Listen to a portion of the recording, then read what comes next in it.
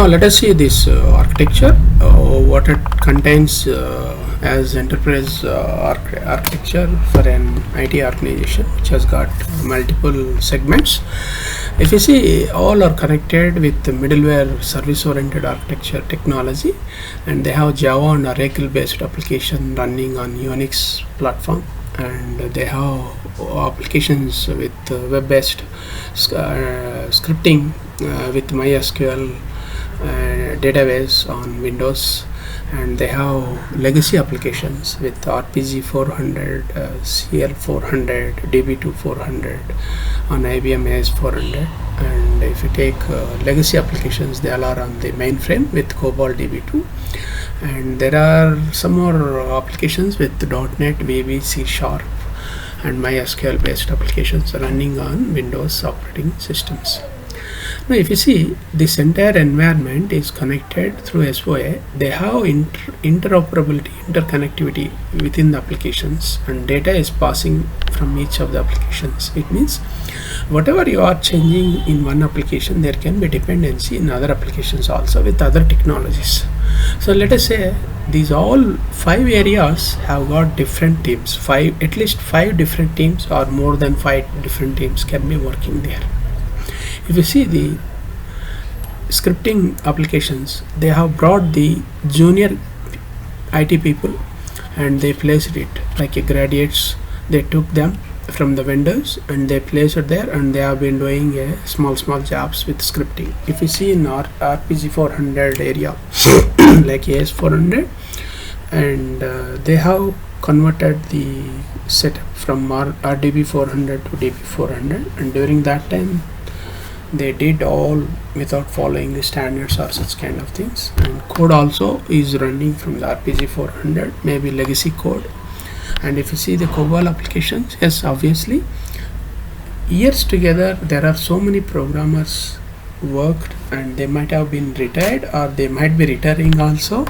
In such kind of environments, if any changes comes, if the old resources have left the place, then there will be a nightmare to the new resources.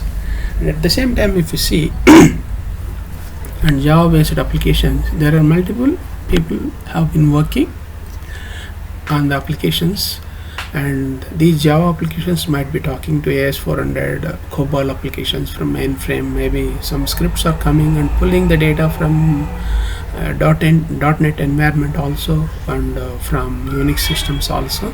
It is possible.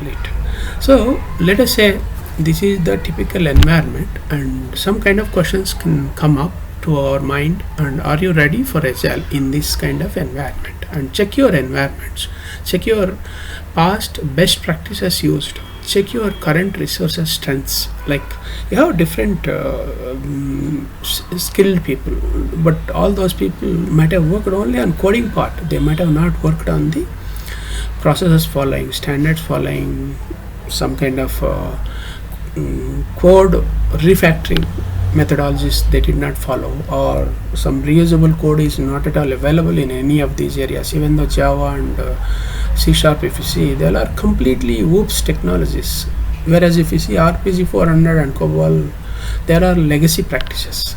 But how you can synchronize these teams when you apply Agile practices? When you apply Agile practices, obviously the business expects the cycle time reduction, and when the cycle time reduction is getting planned, one need to have control on the code, and one need to think about the refactoring the code, and there should be reusable libraries. When you have sprint planning, automatically the thought process should come to the designers in the mindset. This code part A, 3, 4, 5, like that, reusable libraries should come into their brain, and it should be mapped to the sprint planning requirements, and automatically the designer should give those requirements to the developer should be able to catch up that in few hours itself. The code should be ready for integration purpose. When the code is ready for integration, then the module testing will start. Integration, module integration, like component integration, it is called in that concept in some of the organizations. So the component integration means each module wise that the data will be flowing in the environment. the environment setup should be there, and at the same time during component integration, the testing team need to be participated, and it should be verified the unit testing part also as entry criteria for CIT, and they should be able to catch up the stability of the environment, such kind of thing. And during the sprint planning itself, all these need to be scheduled and it should be participated in.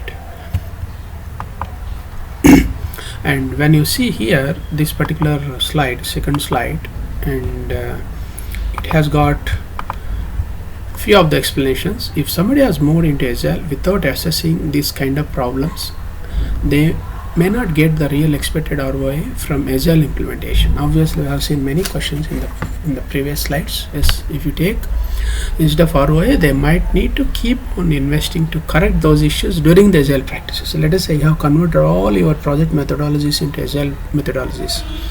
So you are not following neither PMI nor Prince2, such kind of things. Only Agile planning is there, release planning is there, sprint